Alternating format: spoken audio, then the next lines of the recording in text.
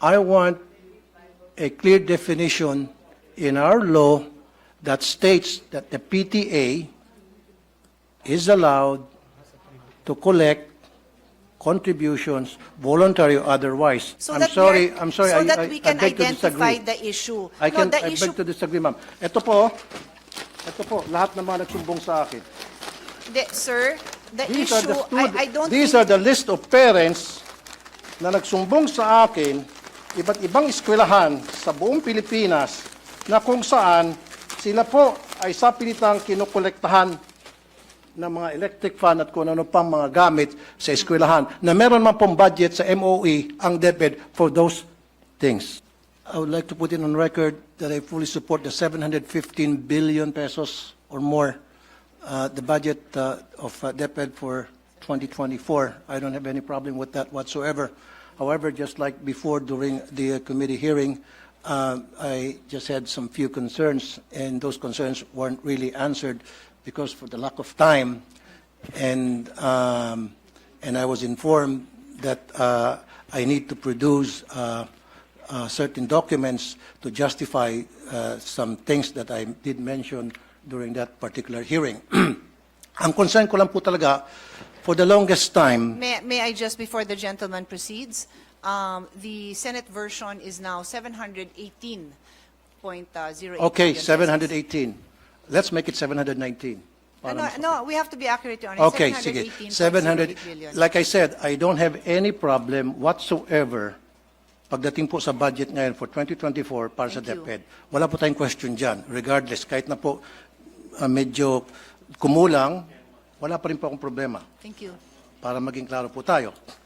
Ang problema ko, ang issue ko lang po kasi, for so many years po, sa programa ko sa Wanted sa radyo, palagi po ako nakakatanggap ng reklamo mula sa mga magulang ng mga estudyante sa elementary at high school na karamihan sa kanila ay mga mag-aaral, mga magulang na mag-aaral ng mga security guard, kasambahay, factory worker, na sila po ay naobliga mag-contribute na required ng eskwelahan through PTA para sa iba't ibang mga pangangailangan tulad ng electric fan, tulad ng jobos, tulad ng bond paper, tulad ng pambayad para sa sweldo ng security guard, sweldo ng janitor, para sa utility bills, etc., etc., etc., na hindi po dapat dahil meron man po talaga budget ang DepEd dyan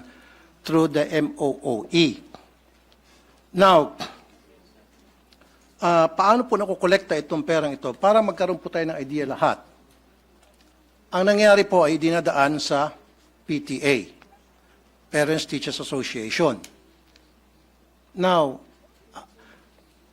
pag start po ng school year, nagpapatawag po ang PTA ng General Assembly. At pagdating po dun sa General Assembly, magbobotohan sila muna ng mga officers. Right after na maboto po yung officers, ang next agenda agad ay maghahanap sila ng proyekto, kailangan nila mag-identify ng proyekto para sa eskwelahan. At ano po yung mga proyektong yon? Yun po yung mga gastusin na akin pong binanggit. Okay. Now, I want to put a stop to it. I really do. As much as possible during my watch as a senator of the Republic. Pero, napagsabihan po ako noon na kung gusto ko pong baguhin yung pulisiya ng pangongolekta to PTA, gumawa po ako ng batas. Now, I don't have to dahil nakita ko na po, very clear na sa akin, na meron naman pala talagang batas. Kaya lang, yung batas na yun ay hindi na-implement. Republic Act 4206 noong 1965 na enact yan, which prohibits collection and even voluntary or otherwise from elementary schools sa public schools except for Red Cross, except for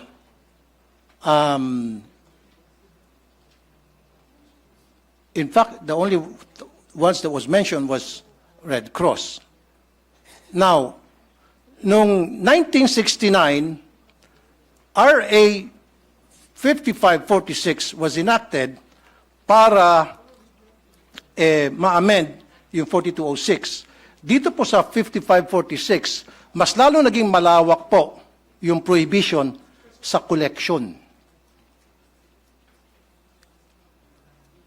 Maybe the good sponsor might want to react doon po sa dalawang batas na akin pong nabanggit. Thank you. Hello? Can you hear me? Yes, ma'am. Okay. Thank you, Mr. President. No, here. Change. Mr. President, the concern of the gentleman was raised during the hearing. And the Vice President Secretary of DepEd responded by mentioning Department Order number 49 series of 2022, which is a no-fee, no collection policy. Tama ba yan? No fee, no collection policy, which they are strictly implementing. And it was further discussed during that hearing that there is the PTA in almost every school that does their own fundraising efforts. And it being a parent-initiated organization, they are allowed to do that. So, in connection with the law that His Honor pointed out, that is exactly consistent with the department order of the department. But the which is a department no order colle- cannot if I may- supersede. if I may just right, continue, sorry, Your sorry. Honor. Okay. So the department order has the very same policy. No fee, no collection. The department and all their subordinates, meaning the teachers, are not allowed to initiate or to tolerate these collection efforts. But this does not prevent the parents from having their own fundraising. This system has been practiced for decades. Ayan, finally lumakas.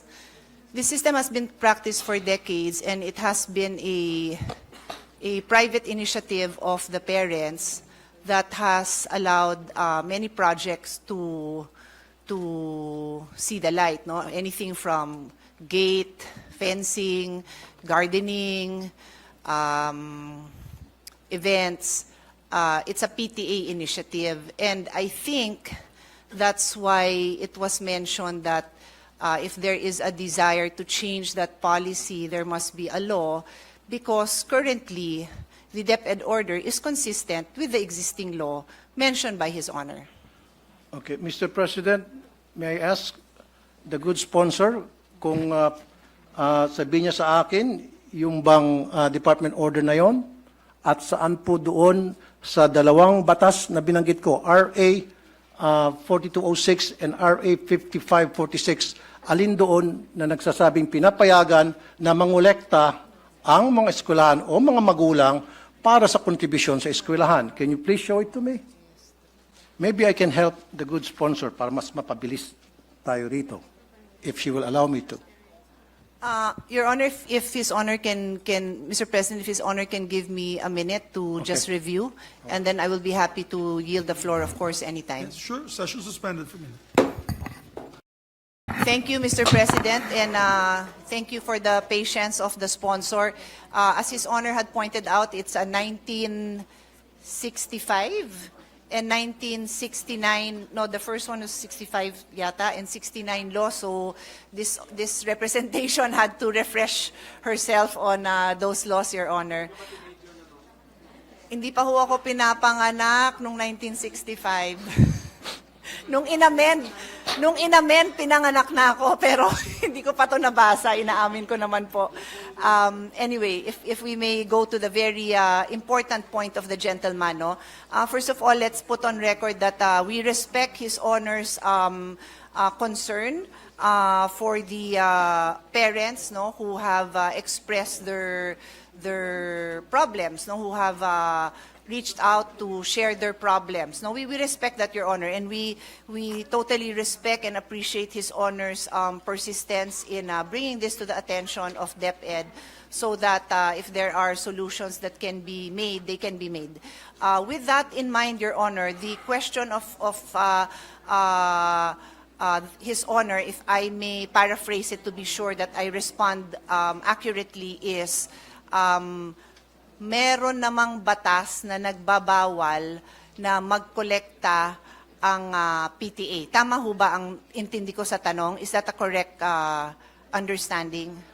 RA 5546, bawal po talaga ang contribution, collection sa mga estudyante whatsoever, whether yan ay voluntary or otherwise, except for Red Cross, Girl Scout, Boy Scout, and Barrio High School.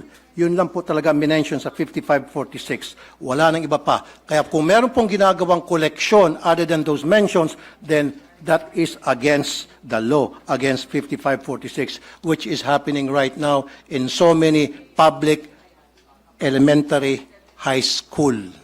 And marami pong lumabas na mga department order, and I can mention a few of them, na they're trying to circumvent the law para lamang matuloy yung gusto nila mangyari ng eskwelahan na kumolekta. Ang point ko lamang po dito, Mr. President, Your Honor, Madam, mag-implement na tayo ng policy. Meron tayong law, then dapat it's up to the executive para ma-implement itong law.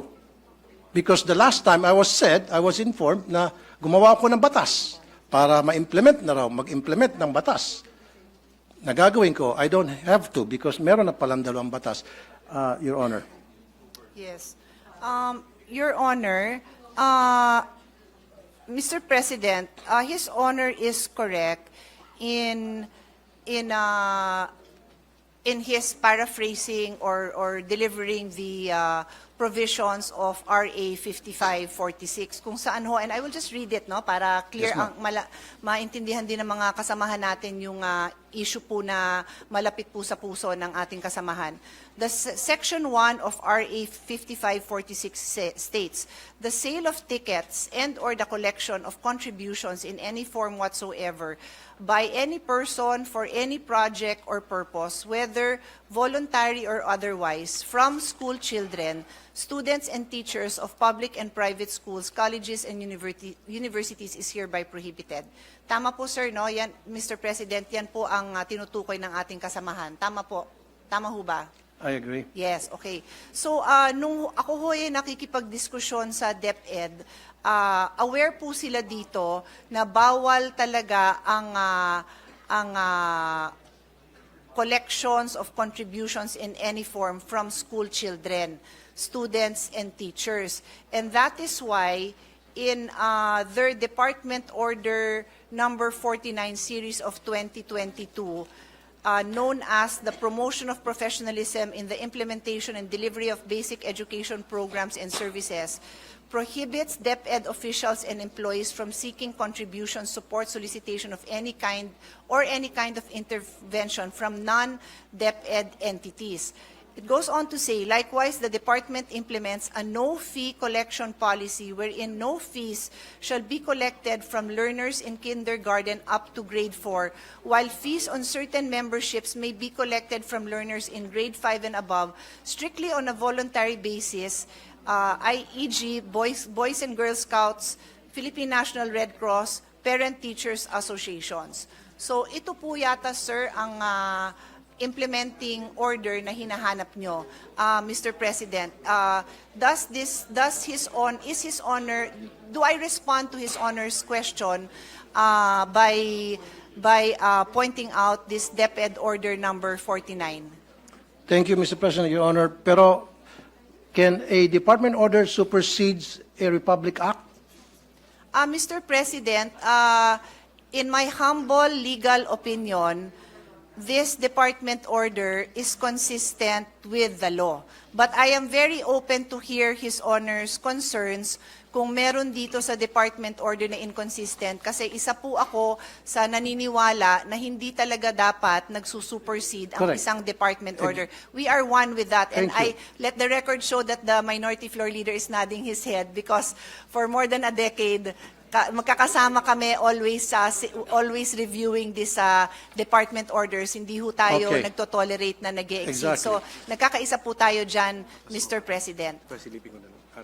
Pero dito po sa RA 5546, Mr. President, Your Honor, Madam, totally pinagbabawal ang any form of collections, voluntary or otherwise, except Red Cross, Girl Scout, Boy Scout, and then donors for the support of Barrio High School. And I have a definition of Barrio High School with me. Never did this RA mention about PTA. Yes, Your Honor. We noted that the mention of PTA is now in that department order. Upon further review and discussion with the DepEd, we are now looking at the entirety of RA 5546, wherein it states.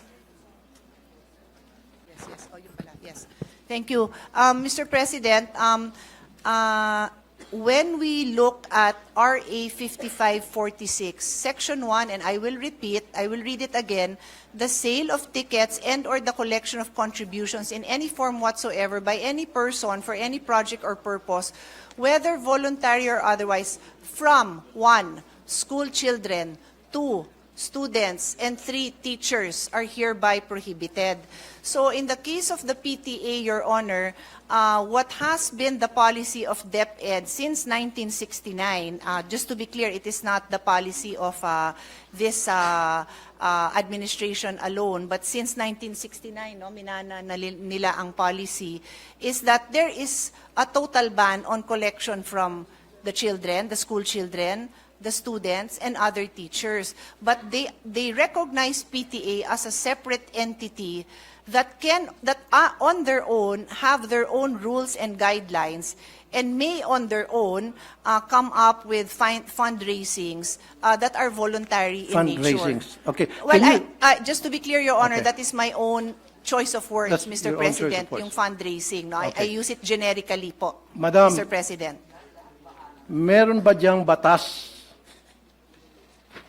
na kung saan, batas tayo, dinidefine ang meaning and function ng PTA? Alam niyo po ba yun? Dito na meron? sa RA 5546, wala hong banggit Wala. ng PTA. Tama. Wala Pero po. I will ask DepEd if there are No, any don't other. ask DepEd. Ako You pong don't bahala. need to know. Okay. Ako nang bahala. Yes, Mr. President. PD 603, December 10, 1974, dinefine ang meaning ng PTA. At nowhere here na nagsasabi ang PTA pwedeng mangolekta.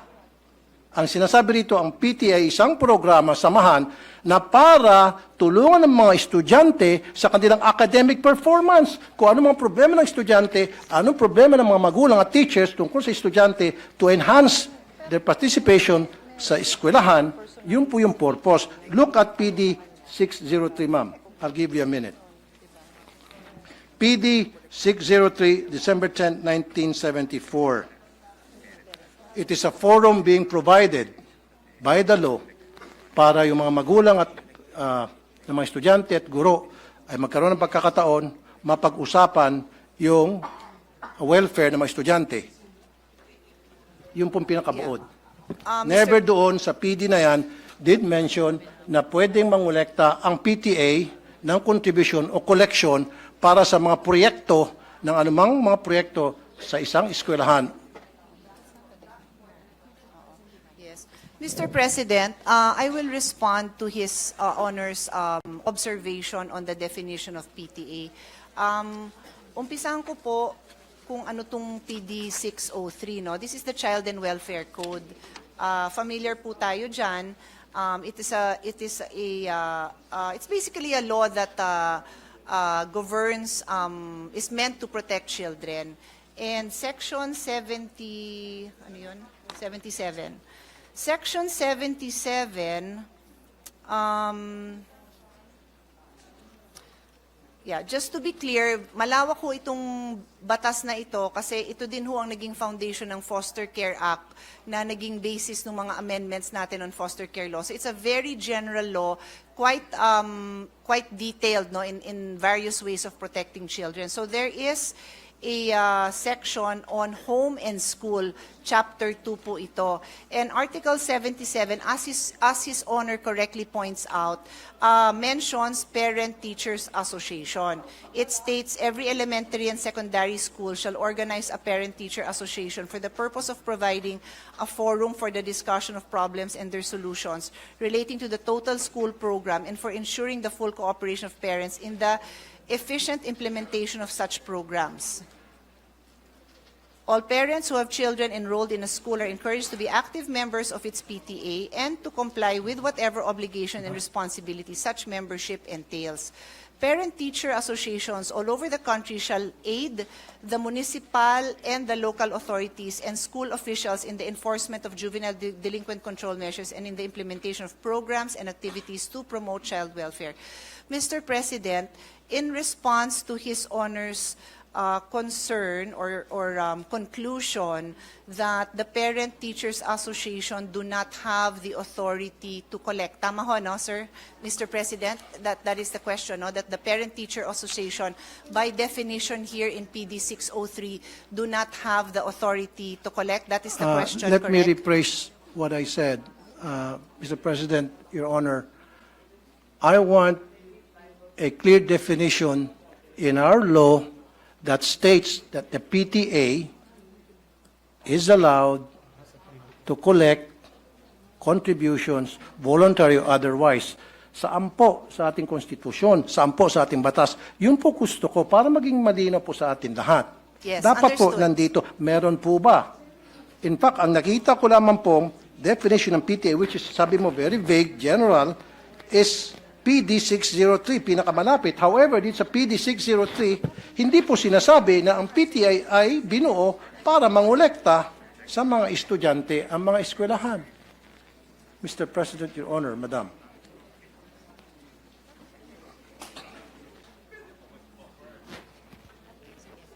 Mr. President, I just needed to confer with DepEd if tama po ang intindi ko.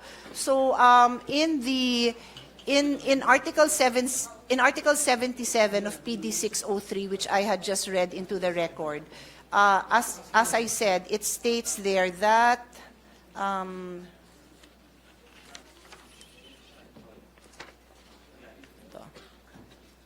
that every elementary school shall organize ito nga hong PTA relating to the total school program to ensure full cooperation of parents in the efficient implementation of such programs. To address, they are meant to create a forum to address the problems and the solutions. So the practice of DepEd has been to support to allow the PTA to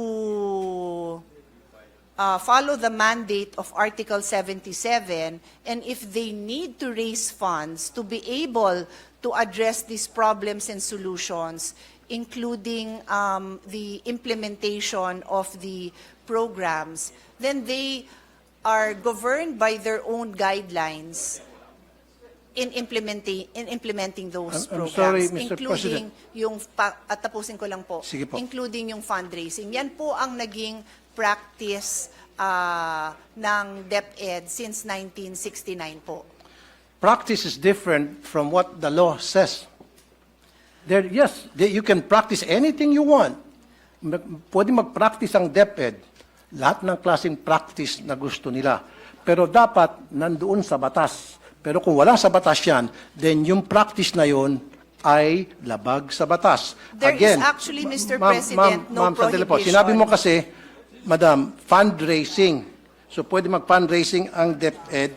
It's been a practice through the DepEd, magkakaroon silang fundraising under PD 603. Pero, Mr. President, Your Honor, sa PD 603, wala talaga ako makita rito, kahit na letter by letter, tinitingnan ko, wala talaga nagsabi rito na pwede mag-fundraising, na pwedeng humingi ng contribution, humingi ng tinatawag na voluntary contribution. Wala talaga. So it seems to me na yung DepEd ay gumagawa-gawa ng sarili nila ng guidelines sa isang batas. Gumagawa sila ng sarili nilang IRR. Mr. President, I'll go back to what the Republic Act states. It prohibits collection and contribution from students. And so the policy of DepEd has been to allow the PTAs to follow their own guidelines wherein contributions among the parents are allowed. So Okay. to be clear, just to be clear, Mr. President, importante po na maliwanag yung pagsagot ko sa napakamahalagang tanong ng ating kasamahan. Bawal talaga ang pagkolekta sa estudyante, and that is being honored by DepEd. In other words, hindi pwedeng maglabas ang DepEd, ang principal, ang teacher ng request or request for contribution na ibinibigay sa estudyante. Bawal po talaga yon. Bawal. But, so kung bawal po, bakit po Correct. nangongolekta pa rin sila sa mga estudyante, especially po sa mga Mr. hirap? President, I would like to clarify, never po sila nangongolekta sa estudyante. Wala po silang collection sa estudyante. Ang meron, I'm sorry, we I can beg to identify disagree. the issue. I The beg issue, to disagree, ma'am. Ito po, lahat ng mga nagsumbong sa akin.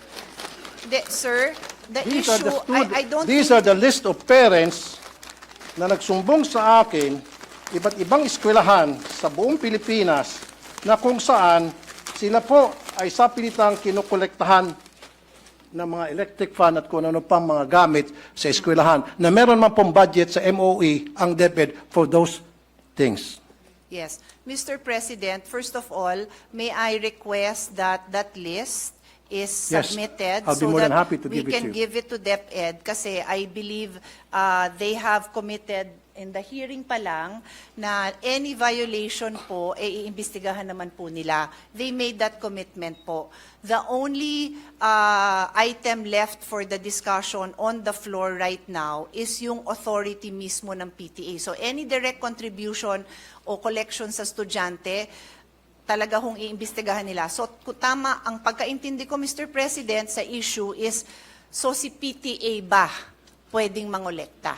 And ang sinasabi po sa atin ng DepEd, the policy since 1969 has been to recognize the PTA's authority to decide among themselves. They have their own rules, they have their own guidelines to do their fundraising, that is a generic term that I'm using, among the parents. Hindi to sa bata, hindi apektado yung pagpasok ng bata, hindi apektado ang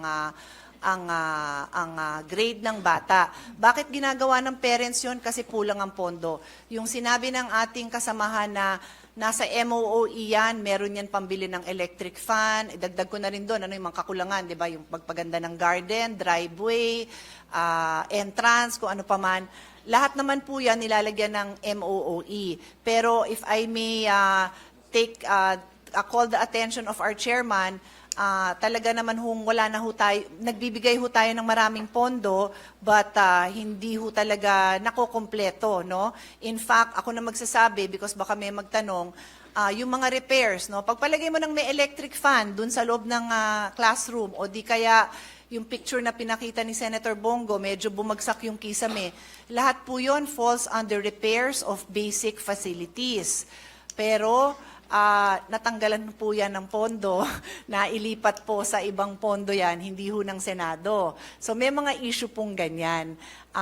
I think, I want to assure our colleague that hanggat makakaya, sinusuportahan ng ating chairman yung ating recommendation to increase the MOOE. So that basic principle, I think everyone in the Senate supports his honor, na mapondohan sana ng lahat na yan.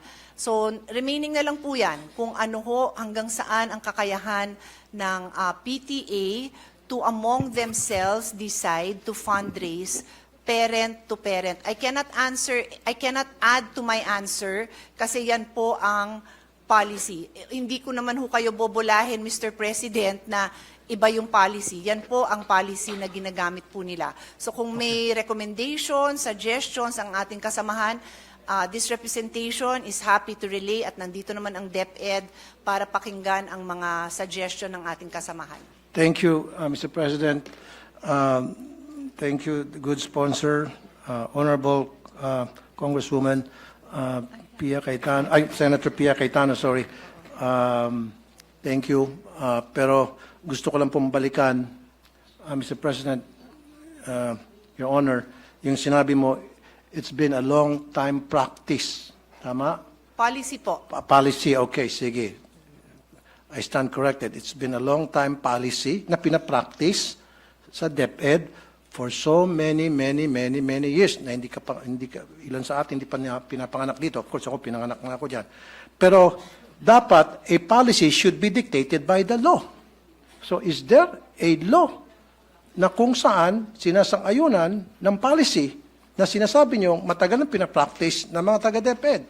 Dapat lahat ng mga bagay na ginagawa sa ating mga eskwelahan, lalo sa DepEd, na who's receiving lots and lots of budget by the billions, dapat nandoon nakasaad sa batas. Hindi pwede po silang gagawa-gawa ng sarili ng policy na wala po sa batas. Dapat lahat po ng polisiya nandoon po. Mr. President, may I respond to that statement? Mr. President, as I said, no, kaya ho ako nag-abalang ipaliwanag na ang PD 603 is a very broad law intended to protect the rights of children. Kaya nga po Child and Youth Welfare Code ang pangalan nito. And there is just one chapter on home and school, which is only 2 articles. So, dito po sa articles na to, at binasa ko naman on record, yung pag-create ho ng PTA, wala na hong detalye yon. The fact, Mr. President, that there is no prohibition, that there is no provision that specifically or expressly prohibits the PTA from engaging in certain acts to pursue their mandate. Yes, there is. Mr. President, if I may just continue. My statement is, the fact that there is no provision that expressly prohibits the PTA from pursuing their mandate is in itself an accepted principle that there is no violation. It is a rule of statutory construction that what is not expressly or impliedly prohibited by law may be done. So yan ho ang ating statutory constructions when it comes to prohibited acts. So pag sinabi po natin bawal ito, then we need to produce that law that prohibits it. And so we do have yung dalawang RA na binanggit naman ng ating kasamahan. Meron nga hong RA na nagbabawal. Yes. But that is why I have been repeatedly explaining that since 1969, ang implementation ng ating DepEd dito, they believe that they have been implementing this in the true spirit of the law na nagsasabing bawal mangolekta sa bata. They cannot collect contributions from school, children, students, and teachers. Yun ho ang specific wording of the law. Exactly. Sige, pagbigyan ko po, I yield my floor to Mr. President, minority Yes, leader. Minority Floor Leader. thank you with the permission of my colleagues. The good sponsor mentioned statutory construction, which I used to teach in law school. We have to harmonize, and I'm thankful for the discussion. At least we brought out the RA 5546, and then Article 77 of the Child and Youth Welfare Code. Kung makikita po natin, yung RA, bawal mangolekta sa bata. Okay. Actually, sino kinokolektahan mo kung nangongolekta ka sa bata of elementary school age. Hindi ba magulang din? So if you look at the spirit of the law, bawal mangolekta sa bata at sa kanyang magulang. Ang proviso sa dulo, kung out of the goodness of the heart of the parent, willingly, without any prompting or solicitation, magdodonate siya sa school, hindi bawal yun. Okay. And then, if you look at Article 77, shall organize the PTA, in-enumerate ngayon yung purpose ng PTA. Wala po dun because it should solicit funds to financially help the school. Wala rin po dun sa Article 77 yun. So if we harmonize the two provisions, not only looking at the letter but also looking at the spirit, I would tend to agree with the point of our interpellator, Senator TULFO, na bawal. And if there is a department order na may interpret na pwede for the PTA to prompt or solicit or to ask contributions from the parents, let's review this department order because in my humble opinion, it violates the law, Mr. President. So thank you for the time, sir. Thank you, Minority Leader. With the indulgence of our colleagues, may we recognize, Mr. President, our Senate President Pro Temp for her interjection? With the Our indulgence. distinguished Senate President Pro Tempore, Senator Lauren Legarda is recognized. Thank you, Mr. President. May I humbly suggest that since the GAA is the most important piece of legislation, it may be applicable only for the next 12 months. However, but you can keep on making it a special or a general provision. If it is the advocacy of the good gentleman, the interpellator, and if the vice chair and the chair would agree, then perhaps a draft of a special provision to reiterate an old law or a policy that may be general but may apply to that may be reiterated in a special provision for the DepEd budget to use a better word, prohibit, not encourage, no forced contribution when applicable, when reasonable. I leave it to you how to draft it. If, based on the conversations, discussions I've been hearing, while it is a very important thing and there are many other issues in the education sector, perhaps the way forward for the solution would be a special provision, if the chair and the vice chair would agree. That would refer to policies, department orders, and the old law from the 1970s, which I heard. So that's my humble suggestion, Mr. President.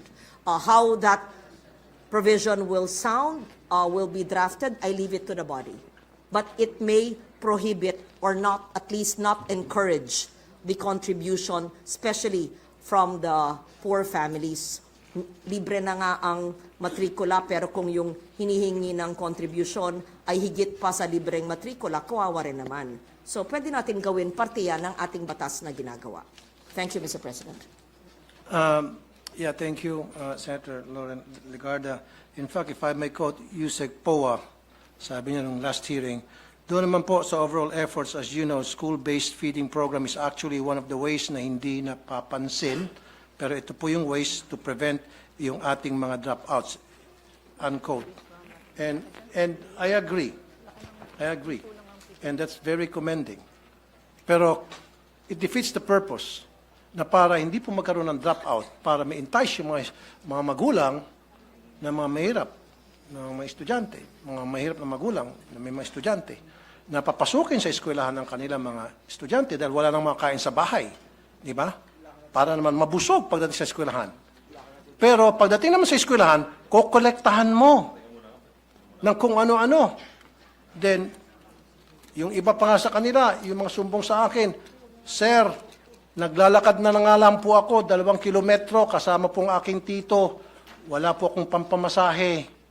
Pudpud na nga po yung aking tsinela, sapatos. Pagdating doon sa school, ine-expect kami po ay magbigay ng para sa electric fan. Ito pa po, para sa kalaman ng marami. Kuminsan, pinapahiya pa po yung mga estudyante. Nagkakaroon po ng group chat. Nakalista doon sa group chat, sino-sino yung mga nagbigay at sino-sino pa hindi nakapagbigay. So yung mga hindi nakapagbigay, peer pressure, it's either gagawa ng remedyo para makapagbigay, masama sa listahan, matanggap ng grupo, or hindi na lang papasok kasi napapahiya sila, magda-drop out na lang. Sayang yung feeding program. So what I'm trying to say here, Mr. President, napakasimple lang naman eh. Okay lang may PTA. In fact, wala akong wala akong against it sa PTA. Use it properly. Dapat yan, talagang nababantayan ng DepEd. Dapat yung PTA, gamitin lamang yan para pag-usapan po yung pong mga problema ng mga estudyante at mga guro para tingnan at i-monitor yung mga activities ng mga estudyante, yung kanilang academic performance. And this is the truth.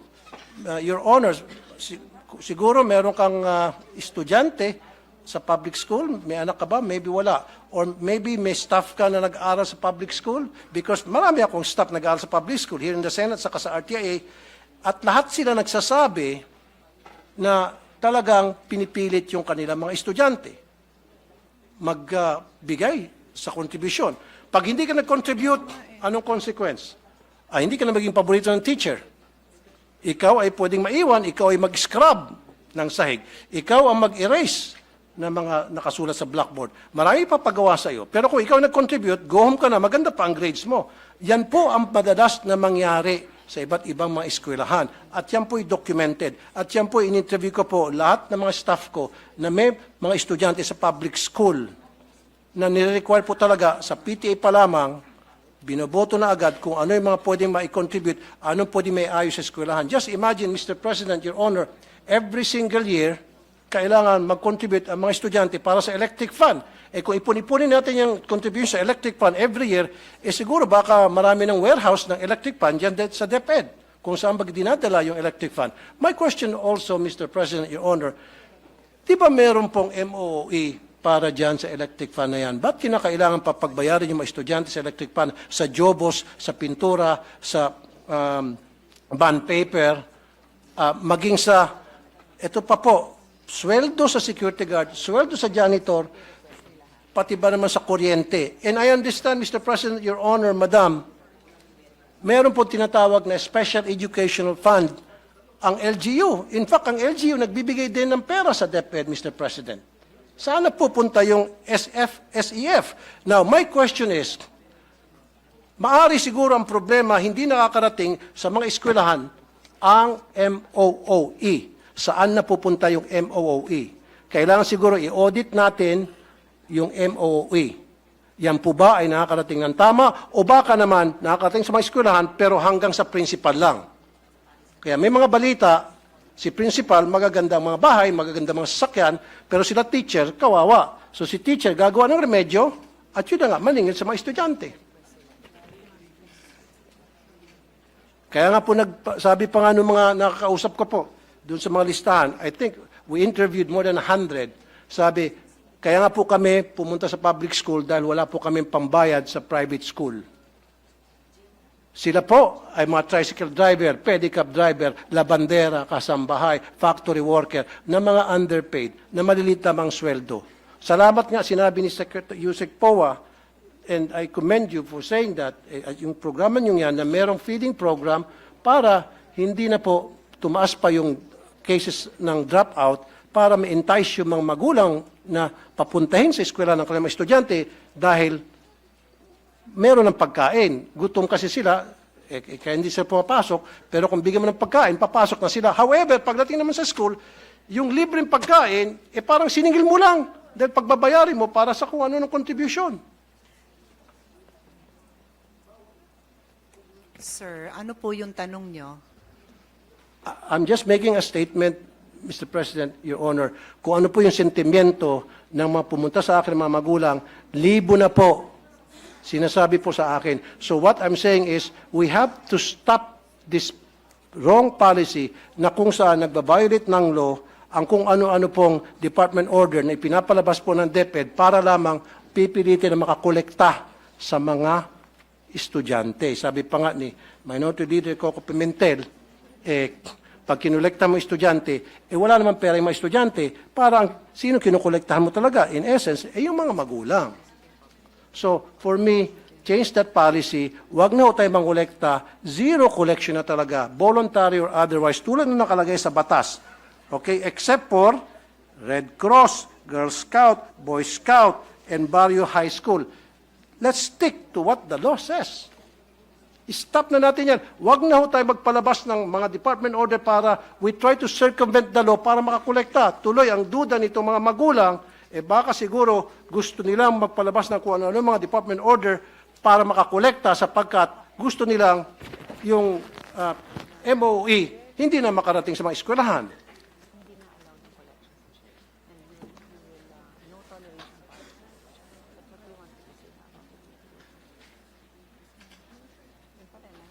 Now, may I add, Mr. President, Your Honor, kung sasabihin nyo lang sa akin ngayon na kayo po ay mag-issue ng department order telling all schools under DepEd, let's stick to 5546, period. And I will sit down. Otherwise, kapag hindi, magpipilit kayo, abutin tayo dito hanggang madaling araw. And I will not stop because I know I'm right. Mr. President, just Who have students in public elementary school would like to thank DepEd and the sponsor na magpapalabas na po kayong department order para to strengthen the law. At pag nagkaroon ng violation, magkakaroon po silang sanction. Yun lang po talagang gusto ko mangyari para matuwa na po yung maraming mga magulang. Thank you very much, Mr. Maraming President. salamat. I rest Thank you my very case. much. Thank you very much, Senator Tulfo.